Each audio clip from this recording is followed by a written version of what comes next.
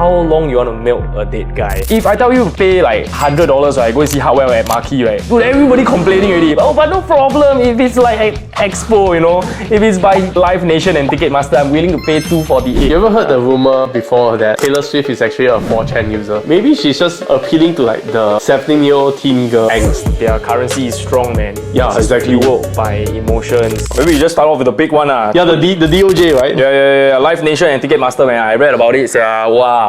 Okay. My question is, right, okay, when you're doing well, and then you sort of like create a monopoly, right?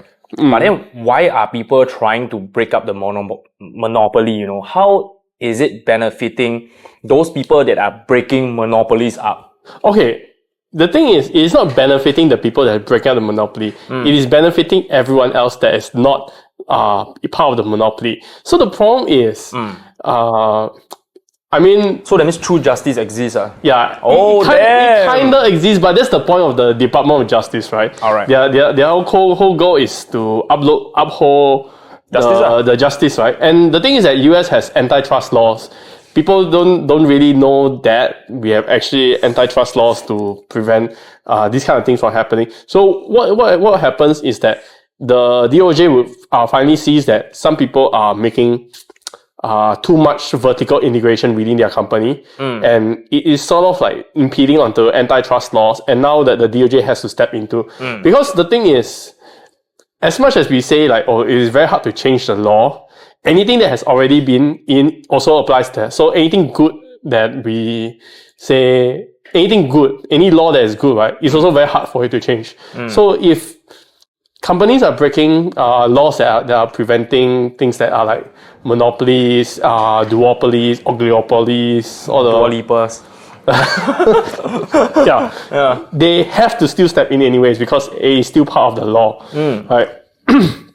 I think the Live Nation and Ticketmaster issue, right, has been a long time coming up because this has been an issue, I think, for like since COVID actually. Like ever since COVID, right, the Live Nation and Ticketmaster has kind of consolidated their powers too much, causing like I think ticket prices to rise like don't know how many hundreds of %. So you're paying for what used to be like a $55 concert. Yep. Now you're paying almost $200 for the exact same seat. Right. I remember my sister was in US, right? She said that she went to a Kygo concert, right, for $24. I'm like, what the flying fuck? How is that even possible?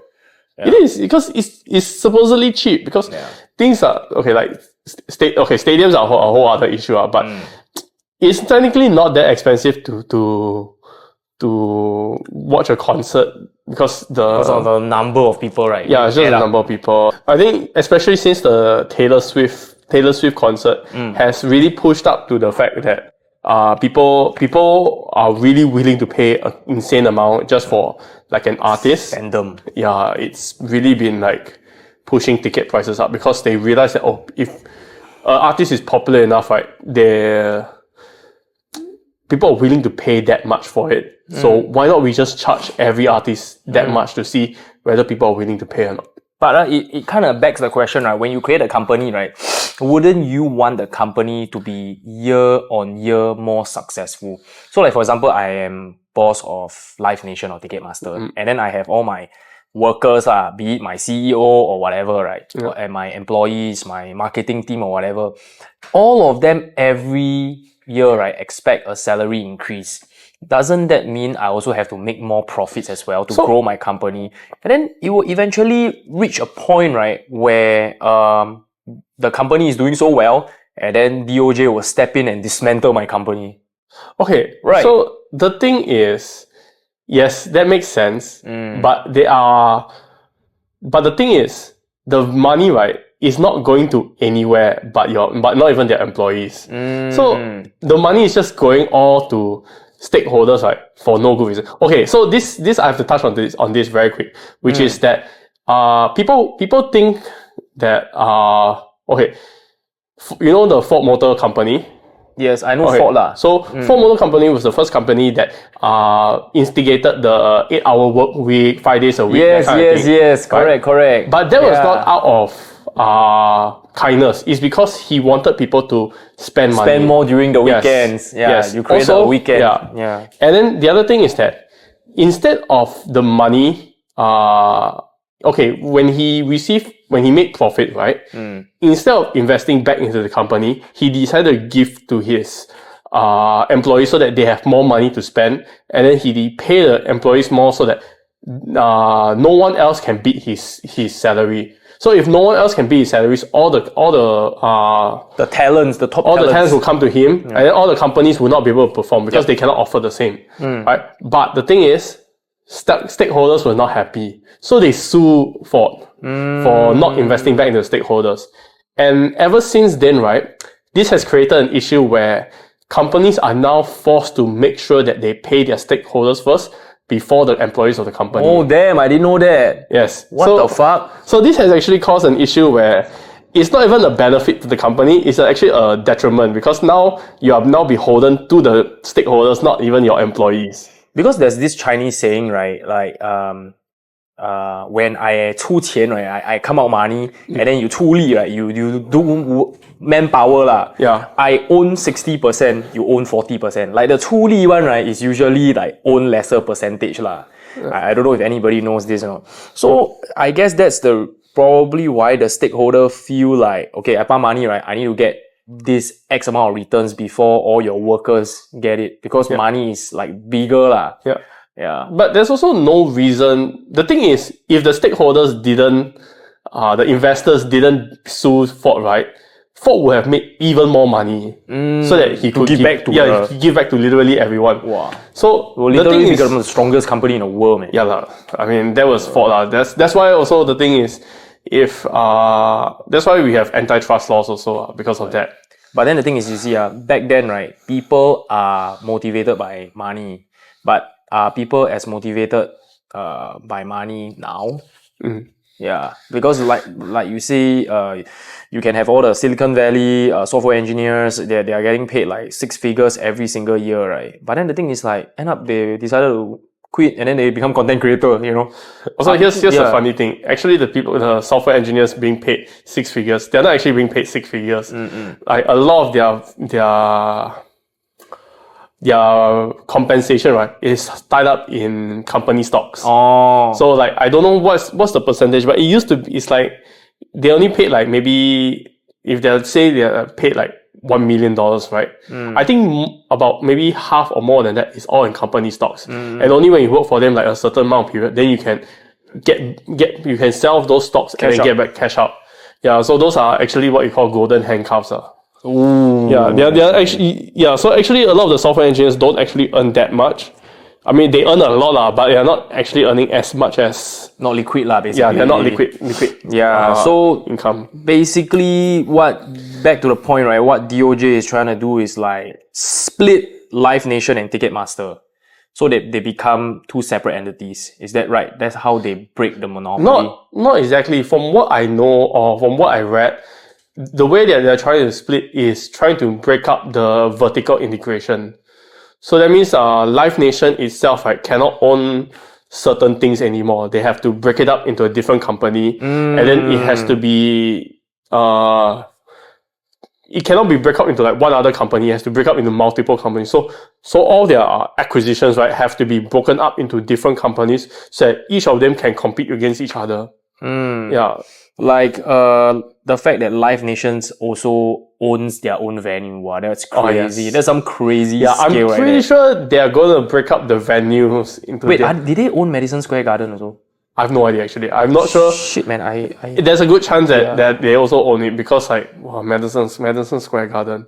Yeah, man. I don't know, but I think they own quite a few prominent venues lah, and I'm blocking competitions with exclusionary contracts, blocking venues from using multiple ticketers. Yes. Like, you don't want to exclusively use our ticketing platform? Okay, screw it. We're gonna hold it at our own venue. Wow, then huge revenue loss. Yes. So I think they are very powerful now, man. Yeah, I think if you didn't work with like Live Nation, Ticketmaster, you lose about 80%. Or even more of your sales, because you won't even have the act there in the first place. So you couldn't sell anything. So, yeah. And then if let's say I was a small artist working with this venue, right? I won't also go anywhere because like the venue I cannot sell my tickets anywhere also.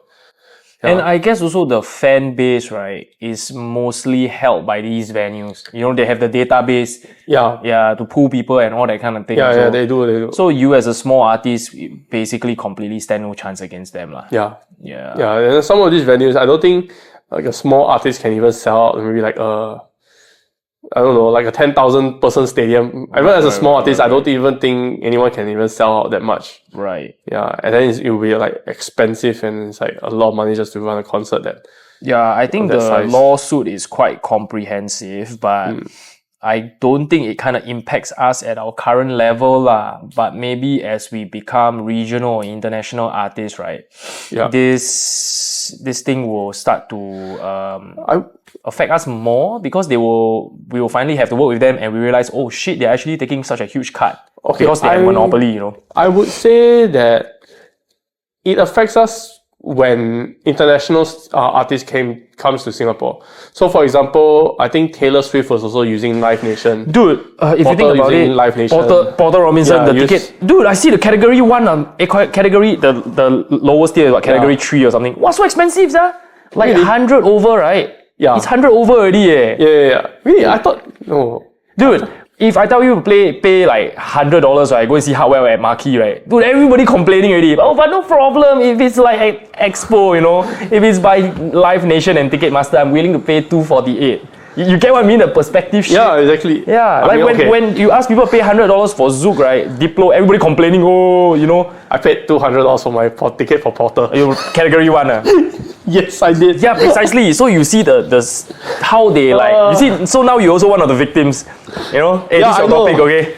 I know. Look, I paid $200 for like not. Okay, I was so close to paying for VIP, right? Which was like $300 a ticket. Right. But I felt like the VIP and then the category 1, right, wasn't a big difference because I've been to the theater with the MediaCorp Star Theater, and then I actually bought on the exact same row that I used to I sit in the previous concert. Whoa. So to me, paying that like $200 is fine. It's more than enough. I don't need to go any closer. First floor is fine already. Right, support the artist, man. Yeah, maximum lah. But then again, you are at the mercy of like the ticketing price because you don't even know how much of the 200 is going to Porter. So, anyways, yeah, exactly. You wouldn't know, right? Yeah. So I mean, the more go to the artist, the better it is for the artist, the better it is for the fans. The fans know that they are supporting the artist. The artist is getting what they deserve, you know. And then the middleman, it really is. I guess it's like it is just based what they are being paid should be equivalent to what they are doing for the artist. Yeah, I agree. Then it will be just, it will be fair. So we're not like siding anybody. We're not saying like DOJ is correct or Live Nation is correct or whatever. Because at the end of the day, it's like business. DOJ is just trying to do their business. Live Nation also trying to do their business. No, I would say the DOJ is trying to protect consumers. Because monopolies are not good for us. Monopolies are not good for us at all. True. Because it means that they can charge whatever and then we got no choice and no say. Yeah, I guess DOJ is not only like targeting like Live Nation, Ticketmaster, right? They're also doing like things to like social media companies. Yes. They are. Oh yeah, they were the one that also tried to break up questioning TikTok and Facebook, right? Facebook also. Yeah, Meta, So yeah. I mean, it's good actually. They are at least doing something. Yeah, man. Yeah. And then from there on, another monopoly. Will you call this a monopoly? Spotify increasing prices again. Yeah. Okay, my problem with Spotify prices as in like monthly subscription fee. Yeah, it is. I say the problem with that is none of the money is actually going to the artist at all. That's the issue.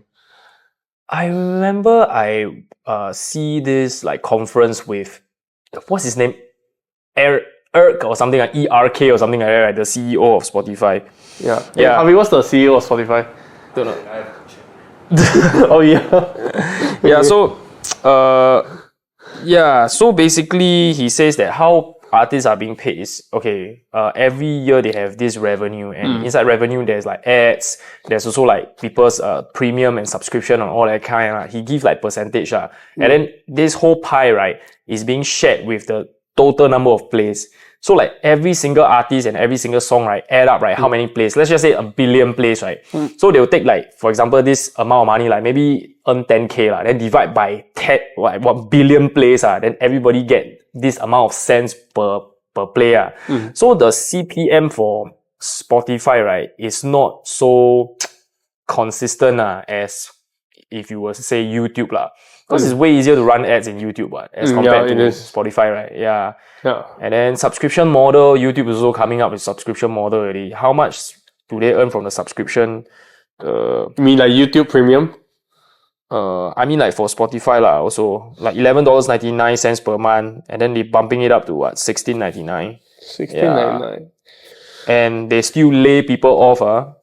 So that's a fact. That's also mean revenue going up, no? Spotify actually hasn't been hiring anyone since COVID regionally for like the last 2-3 years already. And like when COVID ended, somewhat ended, we was thinking like, okay, what if we contact Spotify, see if they want to work or whatever, right? So I went to their website and just take a look at their job postings. Nothing. Across worldwide, right?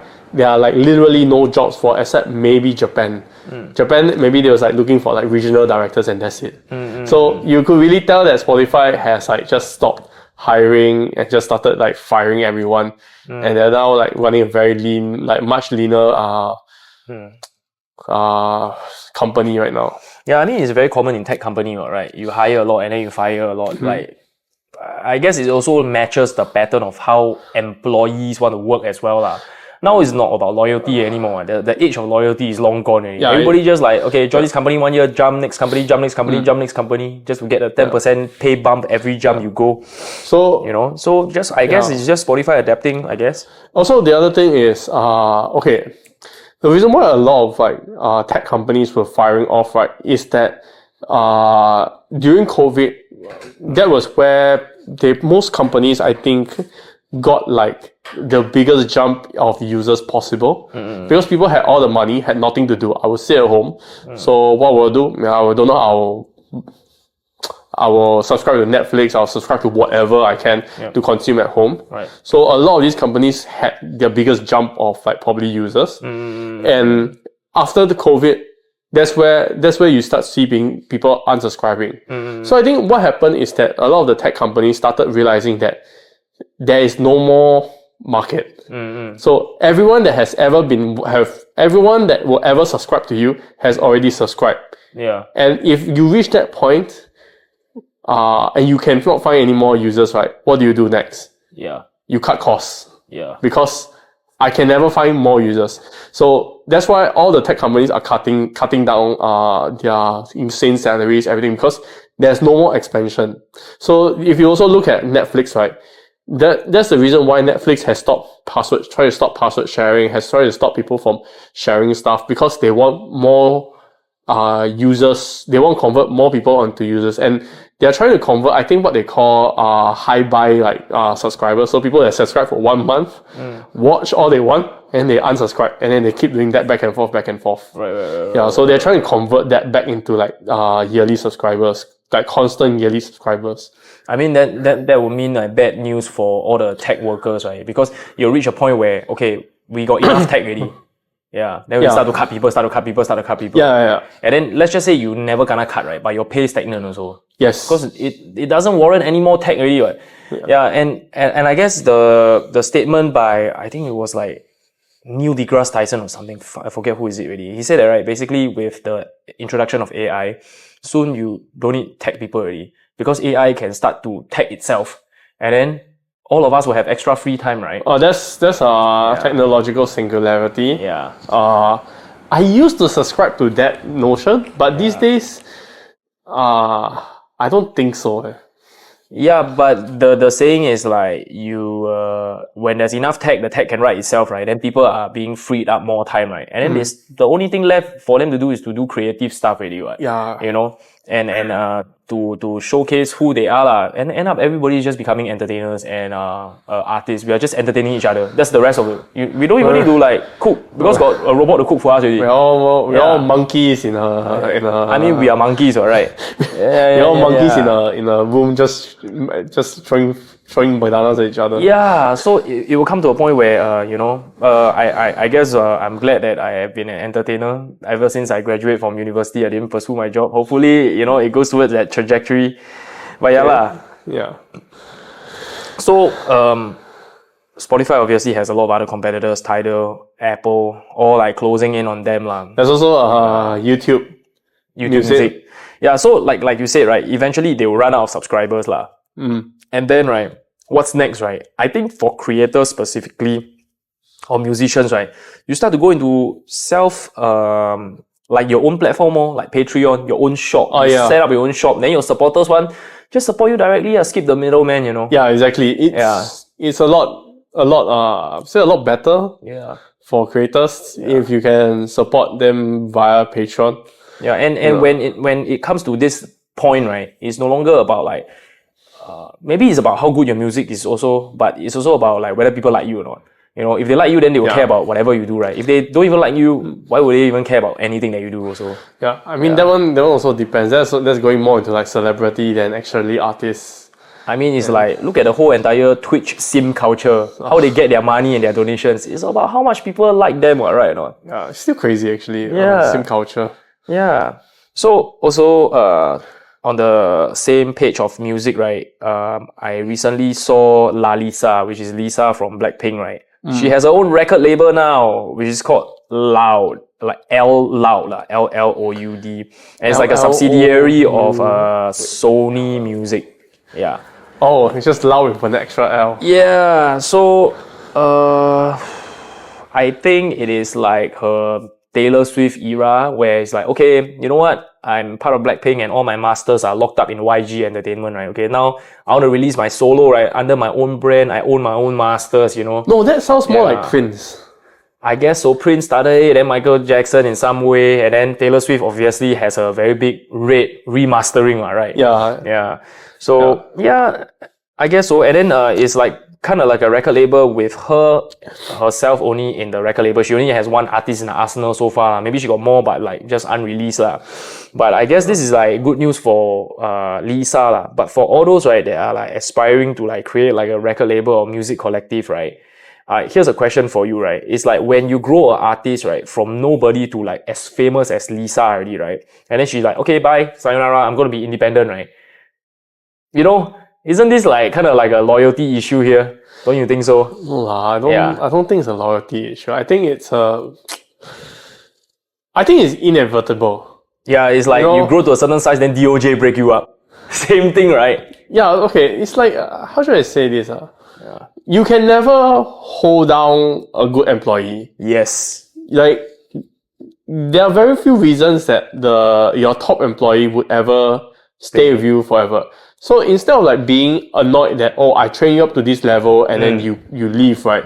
It's better to think of it as I made this. Now next one.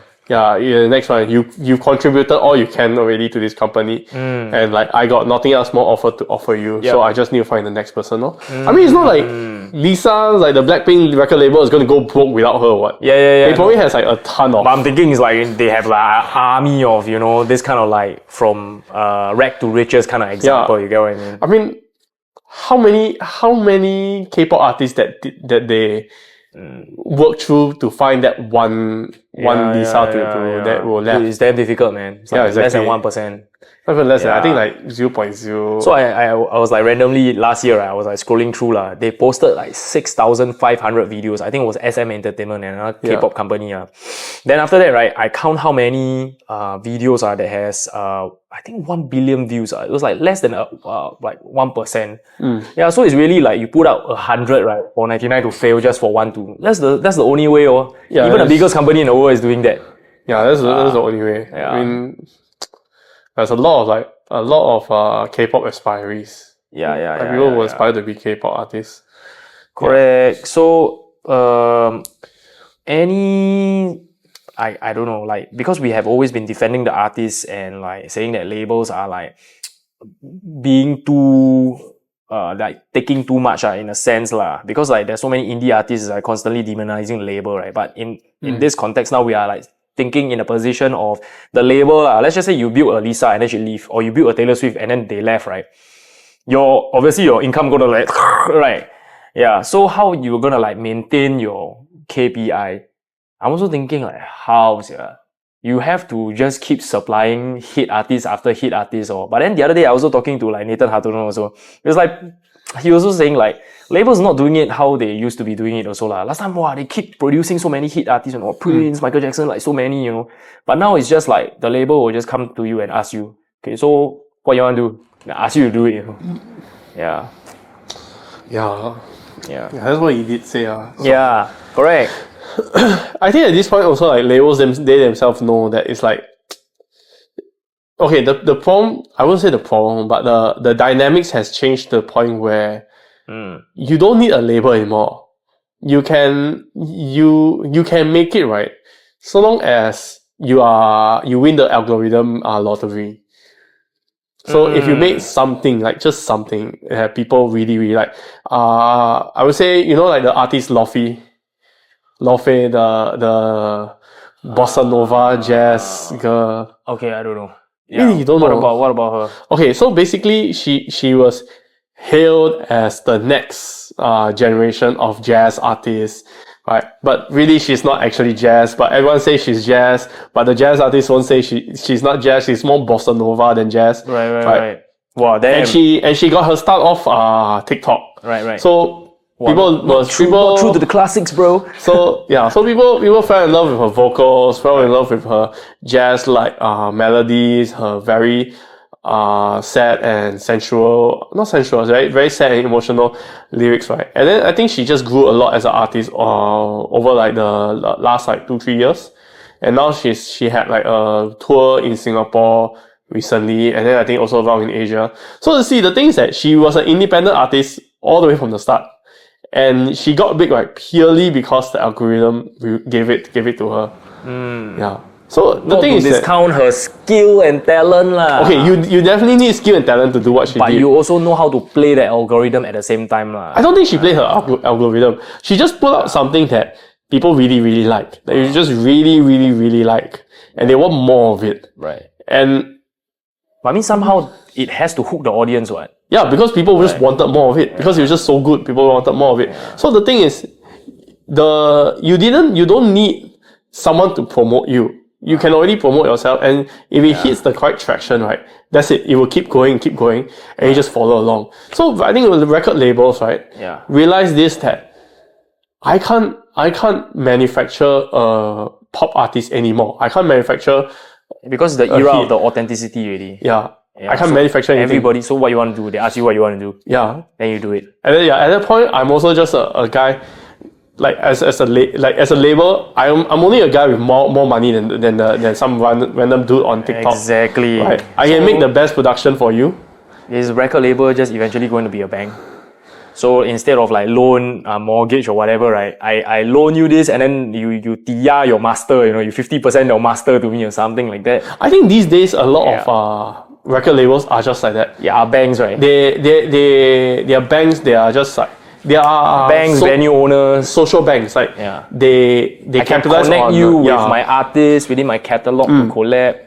Like, what do you want to do? Okay, you want to do this? Okay, I can link you with this guy so that you two can work together, collab, and push out something that actually works. Yeah. I think in that sense, like, it's a lot better. Yeah. Because now it's not like where you are just the face. You also have to come up with your idea, something that is fresh and unique compared to what is seen in the scene.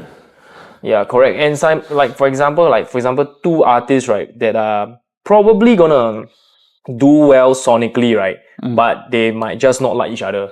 But because of the label trying to like bring this connection together, maybe magic happen, Who knows? I guess these are some of the things that the labels still have power over lah.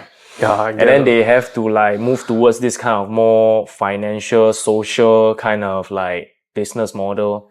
Rather than rely on traditional, and then they'll kind of phase out or if they still lag behind. Yeah, I mean, you look at back in like the 2000s, the 90s, right? Yep. That's the only way you're gonna promote an artist is if you have someone that can buy advertisements, newspapers, push out CDs to people, vinyl to vinyl Sales are basically. Yeah, basically push the sales out people to but now, buy or play on the radio. You can cut the middleman already. Just make your own TikTok lah. Yeah.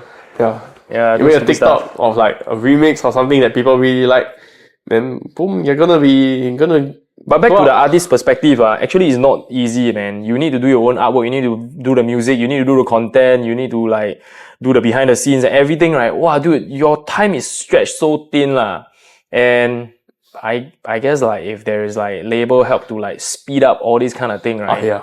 And probably because now it's a quantity game already, I'll see who can throw more content out. I think okay, the other thing is a lot of the people who seem to do it right are just the younger people.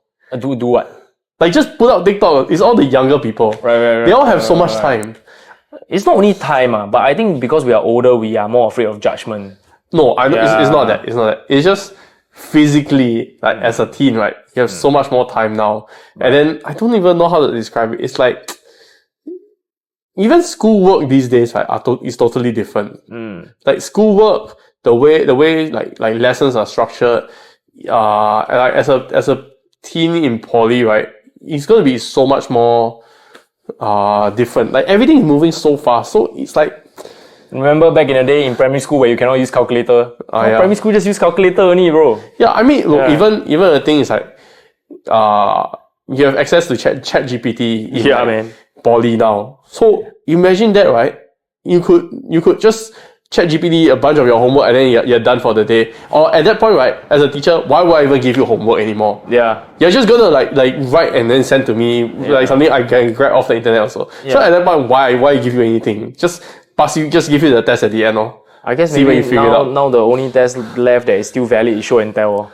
Exactly. It's still can you regurgitate information out from your head without using computer? I guess so. Yeah. And next thing, another interesting thing that I saw this week is Taylor Swift breaking the record attendance of Edinburgh performance, 220,000 attendees. What the fuck, bro? That is even more than Saruman's army, bro. 20,000. Yeah. Shit. Does that count the people who are standing outside the stadium? I don't know, man. But then it was like super huge, super grand lah. I guess it's like, as musicians, we are constantly like frowning upon people that are doing cheesy stuff like, fuck, like lame, But then when you do like commercial music until this scale, right, it's like, even like the hip hop world has to like, hats off, man, like crazy. Yeah. I saw this Lana Del Rey interview about Taylor Swift, and Lana Del Rey is like good friends with Taylor Swift. He's like, Taylor Swift will do anything to be famous lah. And through her songs, right, it's basically she get together with one guy and then break up and then she would write a story about that guy. And then like, how many people will do that, It is so personal. Yeah, and I guess it's like really if you really want to make it, you will just like do anything. You ever heard the rumor before that Taylor Swift is actually a 4chan user? 4chan user? Yes, Taylor Swift was a 4chan user. Yeah. So people has done the investigation. Yep. Basically, she asked, can someone name my cats? And then she asked that on 4chan, and then someone came up with the name. And then like weeks later, there's a report like, Taylor Swift named her cats as this and this. And it's the exact same name that they got off 4chan. And then there was like a bunch of like picture analysis and whatnot that 4chan gang is like crazy, bro. Like Taylor Swift was a very early 4chan user. So when you think about that, right? Wow, secretly woke. Not even secretly woke. That means Taylor Swift, right, is probably she's a lot more self-aware of what she's doing. Maybe she's so plugged into the culture that she knows, right, the only way to get there, right, is to like dupe everybody. Right. That's actually been my suspicion that Taylor Swift knows what exactly she's doing and she's just playing right exactly to it. Yeah. She knows how the internet works from the inside out. Yeah, I guess so. Yeah, but then it's kind of crazy. Like, it's kind of scary to think about that. Sometimes we let our pride stop us. We could have been 10 times more successful, but we have pride, lah. Maybe all of us like start doing stupid stuff, set up OnlyFans. No, It's like I don't. do whatever it takes to get to where you want to be, you know, like. I don't think if she does anything stupid. It's more like she just knows how things work. Yeah, she really like how to say create publicity, right, without too much, you know. Yeah. Yeah, it still can gain the attention, but like people will be on her side, you know. Yeah. Also, here's the fact, like Yeah. if I actually sat down and listened to like I've seen people analyze Taylor Swift lyrics. Doesn't make sense at all. It's not particularly deep or at all, but people seem to really think it's like really really deep.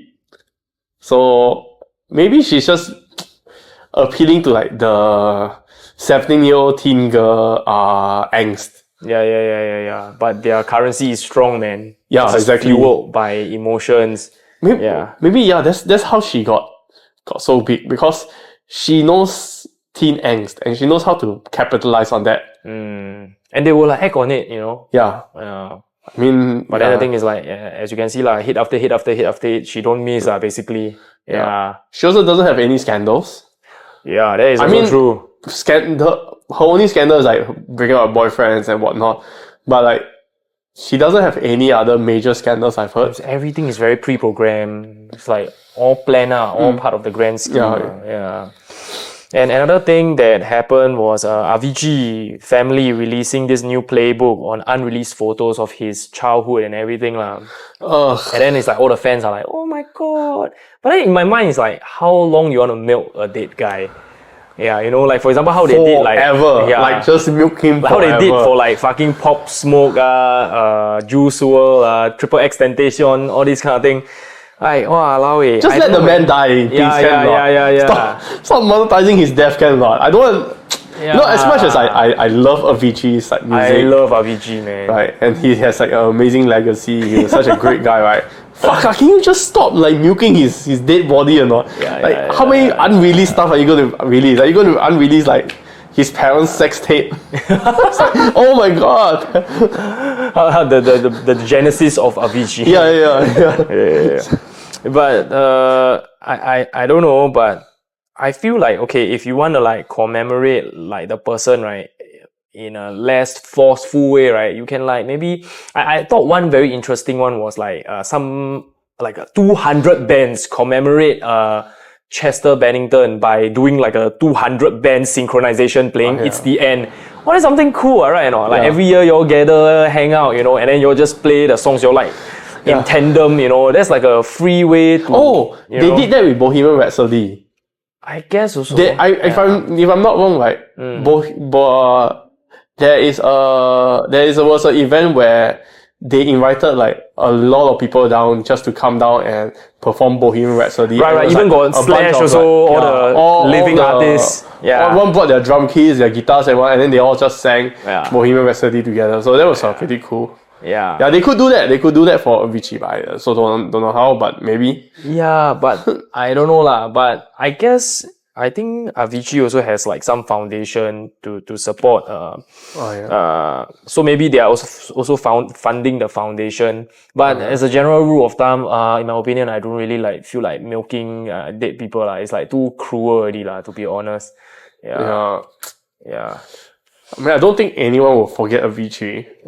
Because his songs still get played. His songs still get played from time to time in a lot of places. Yeah. Classics, man. Yeah. Okay, now let's move on to a little bit of like local stuff lah. So recently we went to Behind the Green Doors. Holy fuck, bro. It's damn nice. You both never go, right? Alamak, what a waste, man. So I was there, and then I met with so many people. Apparently the whole bloody world is there, you know. Yeah. And then I'm like just amazed, like it's such a simple venue, so classy, you know. And then it's just minimal distractions, you know. Don't have like crazy LED projections or whatever. And everybody's just facing forward to the music, and that's it. It's like minimum distraction.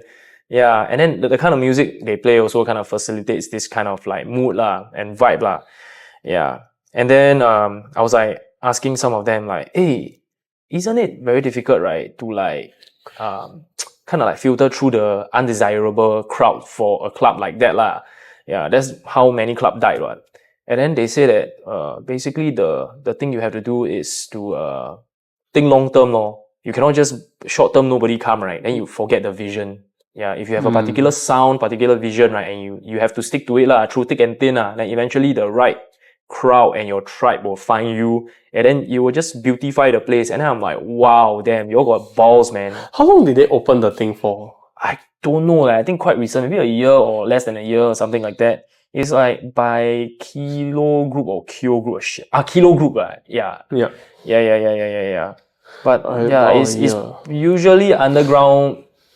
It's an underground venue lah, and then I think certain days they play like some grey area kind of music, half.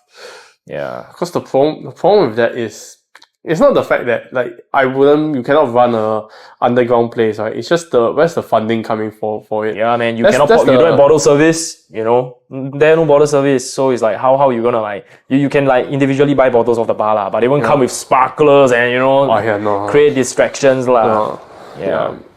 I mean, sometimes it's necessary evil, but then the thing is like, I prefer it without lah. But then the thing is, it will hurt them financially some way. Maybe not hurt them lah, not the word hurt lah. But then cannot be exponential lah, I guess. Yeah. The problem is always just how do you fund such a thing? Like you want to start your own event.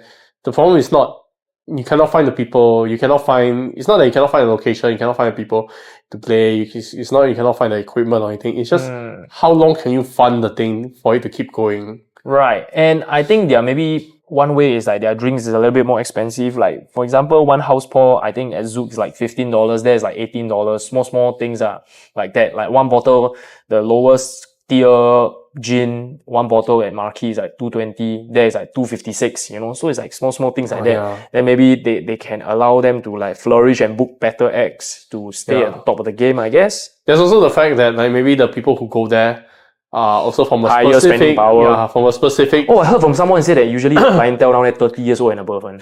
Wow, that's fucking old. Normally club they set 25 and above with like challenging.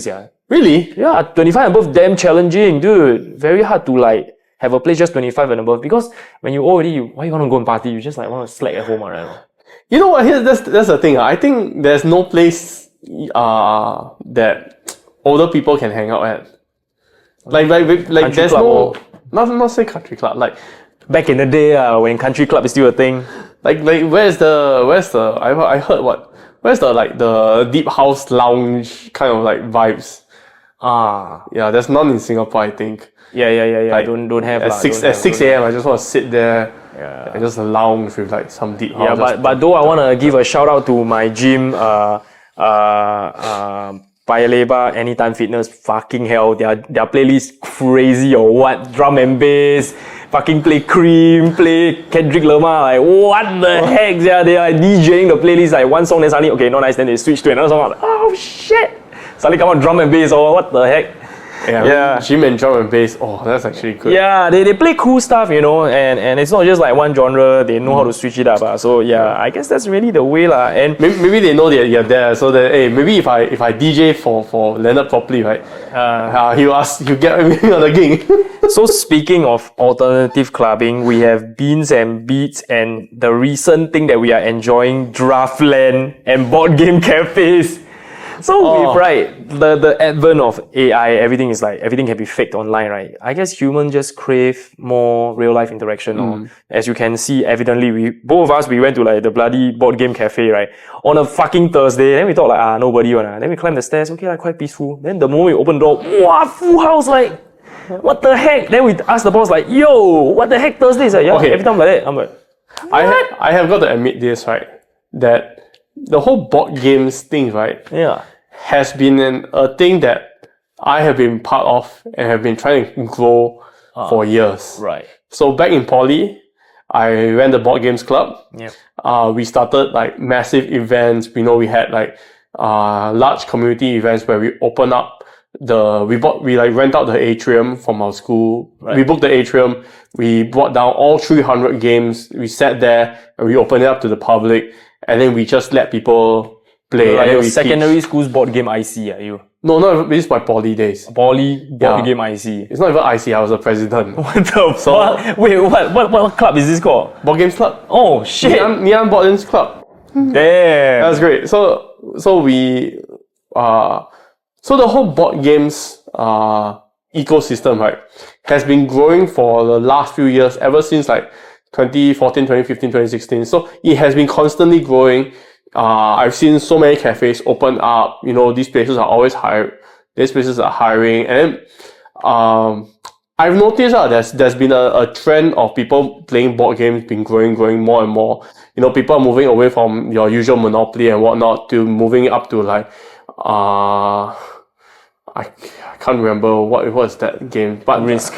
Not Risk. There's like so many board games like Sushi Go. Oh yeah. Monopoly Deal. Saboteur. There's also like these are like all these like classic games are not say classic, but like these are games that us board gamers, right, would always love to play because they are far more challenging than what is the usual normie board games. To me, seeing a board game cafe book full on a Thursday, right, just means to me that the board games community has been growing almost non-stop since almost like at this point almost 10 years ago. And I'm thinking, right, like imagine you couple it with like non-digital DJing. So like you have a board game cafe, the walls are stacked full of the board games, right? And then the other wall is stacked full of vinyls. And then anybody can just plug the vinyl down and just DJ there. Whoa! Full acoustic experience, man. Yeah. Then you can like kind of disconnect. Okay, everybody, when you come in, right, must put your phones outside. That would work. That would really work. Damn! That reminds me of the Shibuya record towers. Mm-hmm. So when I was in Japan at Shibuya, I went to the record towers. There was a guy that was just playing vinyl for you to listen to. Right. So like you could take a vinyl, bring it to him, and ask him, could you play this because I want to listen to? Or you could just listen to it yourself. So there'll be like a guy just selecting vinyls to play for the ambience. Wow. Yeah. So it's like the DJ for like 8 hours or something like that. Yeah, but it's just a worker that is just playing vinyl. So it's like, I think it's a way for them to sell vinyls by just playing out. And some of them were like some pretty cool ass stuff. I think they played like some like disco song, and then they meant to like city pop. Then it's just jumping around. So. Right. Wow, the table's coming back. Let's go! Vinyl is still damn strong in Japan, honestly. Yeah. I'll go back to Shibuya to record towers. Yeah. I mean, that will work. Board games and vinyl. Yeah, actually, the fact is that if you can buy a board game, you can buy vinyl. Yeah. Both are not cheap at all. That's why. And then, thinking about that train of thought, right? Like, what does it mean to be a DJ now in 2024? Because now, we know that what AI can do. We also know that through multiple international DJs vlogs, right? Like, for example, James Hype, all their international acts need to synchronize the visual. So a lot of the set have to be pre-recorded. So, in 2020... Wait, I thought James Hype won't pre-record. No, James Hype won't pre-record, but they requested him to pre-record, but he refused. That's why he made a video. Oh, yeah. Yeah, and it's like, it's a common thing among all the international... Yeah. And then he's like showing off like, oh, I'm the first DJ that is playing in this arena, real DJing, they wear real DJing shirt and everything lah. Yeah, but I don't know, man, for being a DJ for so long, what does it mean to be a DJ in 2024? There's one thing that AI cannot do, right? It's like crowd read. I mean, yeah, yes and no lah, because now AI can individuals read already by using the algorithm, like Spotify DJ, right? They already know an individual's taste. So like, for example, if it's a mass, right, like 100,000 people, right? Maybe they can, I don't know, scan this person's face. Oh, you like this, then I will play in this order, then game over already. Dude. No, I don't think so. Yeah. The one thing that I think a DJ, that, okay, if you take away everything, right? The one thing that a DJ can do, right, that AI cannot do is crowd read, find songs. Like AI cannot objectively know what is a banger because it's all subjective. Like if you heard like, I mean, they just look at data, lor. Yeah, they can only look at data, but we have taste. So for example, if I give you like 200 remixes of AVICII levels, could you figure out the top 5 that people would like?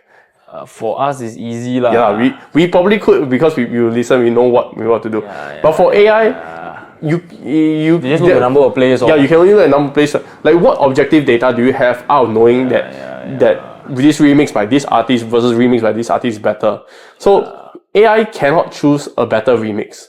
I mean, until they come up with facial recognition, and then from facial recognition, they can connect to your Spotify, know what you exactly like. Yeah, but that's the thing. That'll be some Terminator level already. Yeah, but the thing is, that's only if you have the songs.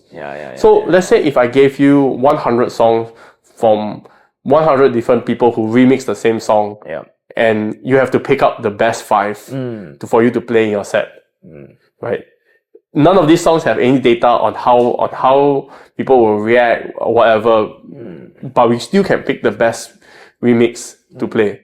So I'm pretty sure you come across Spotify, if you listen to a song that has like maybe only 100 plays, and think, oh, this is great. So then you take out, then you know that people will like it. Right. AI cannot do that because there is not enough data at all.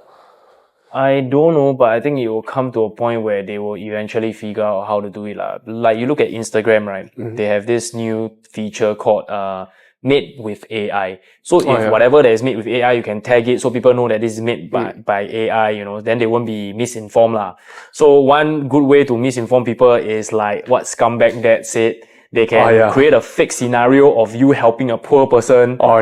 Using AI, Mid-Journey or whatever to simulate this real scenario of like a person like, you know, in trouble, and then you help them, and then you become a good Samaritan, and everybody is like giving you props. Kindness content. Kindness content lah. Yeah, that's what he always does. Kindness content. Yeah, so even the Adam Mosseri, right, CEO of Instagram, says that, you know, we expect people to be honest and tag their AI made content with AI, but how many percentage of the people will actually do that Which I feel in my opinion, right, what it means to be a DJ in 2024, right, I think we might go back to the vinyl eras. People like last week we have Jumbo Gold XXL, right, for Forte, right. He's saying at the end of the day, people just want to see people do something. Like that's like performance, that's entertainment, right?